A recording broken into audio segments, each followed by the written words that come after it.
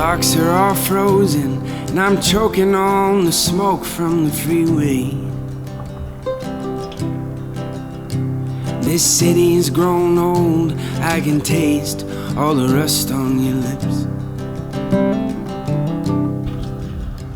So when it comes to this day and age where we have an excess of options to the point where it almost becomes overbearing and exhausting, I start to crave something more simple, something more uncivilized, I guess you could say. But it just reminds me to use my hands and don't rely so much on technology. Leica for me, yeah, this is my Leica Q343 breakdown video, but something about Leica just makes me stop in my tracks and makes me think and reminds me like, hey dude, like, you know, slow down, use your hands, use your brain, use your creativity, try to make something worthwhile. So we'll do a full rig breakdown on why I have all these accessory bits on here, but real quick, well, I got the Leica Q343. Same way where this truck I'm gonna utilize, you know, not one as not just mental stability, but, you know, also utility. And that's kind of what like a Q343 does for me. The mental stability and utility is the best of both worlds. All right, guys, we're shooting on the Blazar Remus 50mm at T28 on the Blackmagic Pixis, just so you guys know. Here it is, my Leica Q343. This is my current build out. Depending on what I'm shooting, the front of it here can change. But let's go through the body end first. You can see already I have not been babying it. We actually already have some dings on the screen, on the metal parts, not the screen itself. I do have a screen protector. I need to put it on, just haven't yet. Up on this corner right here, it's getting a little bit rounded off already. But other than that, it's in pretty good condition. I've only had it for a couple of weeks. I would hope it's not in worse condition than this. So before we get into the juicy stuff with the issues with the filters and everything, let's talk about everything else that's on here first. Shout out to Analogos, as I call it. Ben Heisch informed me it's analogous, I think, something like that. They operate out of Oregon, I believe. Yeah, Portland, Oregon. This is a brass plate. Usually these are like a clean brass, which I think looks beautiful. But personally, I like my stuff a little bit rough around the edges, and I like it patinaed off the bat because then I'm not scared of beating it up, you know? So he did a custom one-off one for me where he oxidized it, and you can see it's rubbing off a little bit and the brass is starting to show, and I think it's absolutely beautiful. But this is Analogos' new grip here.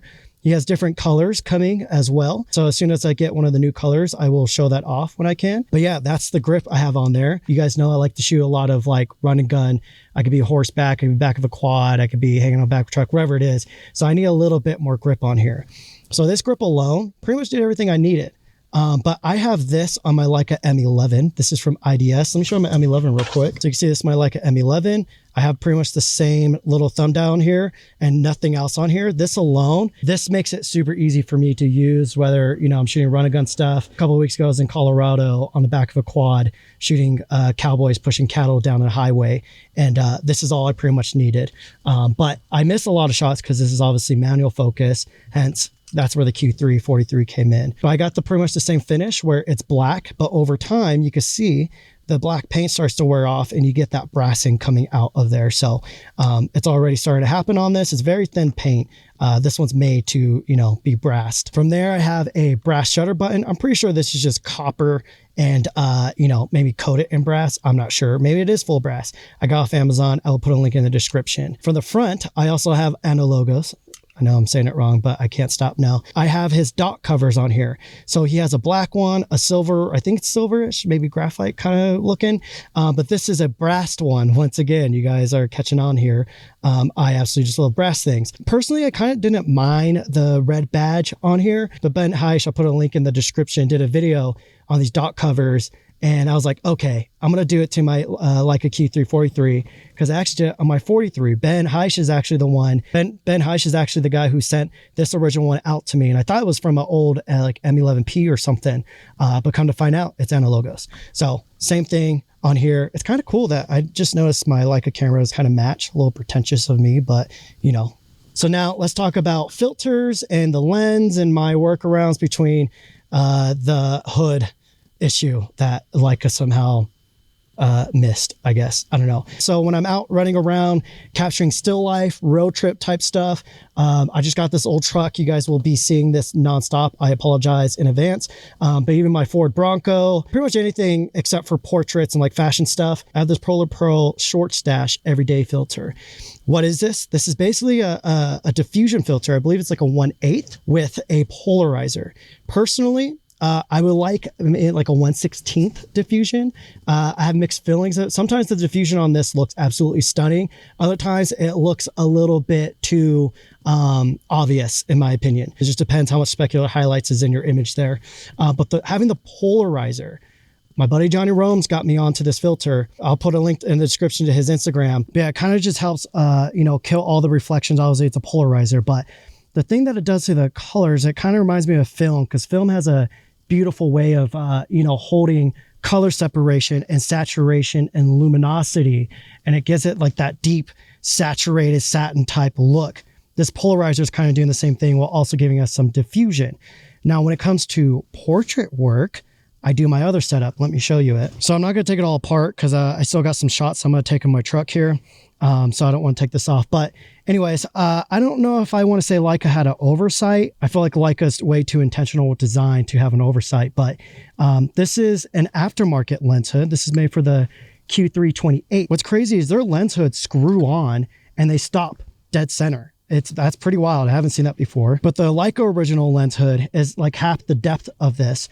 The reason they did that is because, they didn't want this 43 lens to look that much bigger than 28. I'm guessing they want to be, more compact. Issue is when you put any type of, say a polarizer or a UV filter, I'll show you the one I have. A lot of them don't clear, so you can't put the lens hood on all the way. And if they do clear, there's a macro mode on this camera. The macro mode won't work because you can see the lens protrudes when you go into that macro mode. I went and put a piece of gaff tape on the threads here. I don't recommend this. Obviously, this is a pretty expensive camera, but I just put this aftermarket lens hood onto there, screwed on a couple of times, and you see I saw a macro mode on there, still get my lens hood, and I could still use my polarizer. It's a little bit tough, so I might actually, drill a little hole out underneath this or on the side so I can get access to that polarizer and spin it. Let me show you the UV filter that I picked up for now. This is from Breakthrough Filters. From all my research, this seems to be one of the best UV filters out there.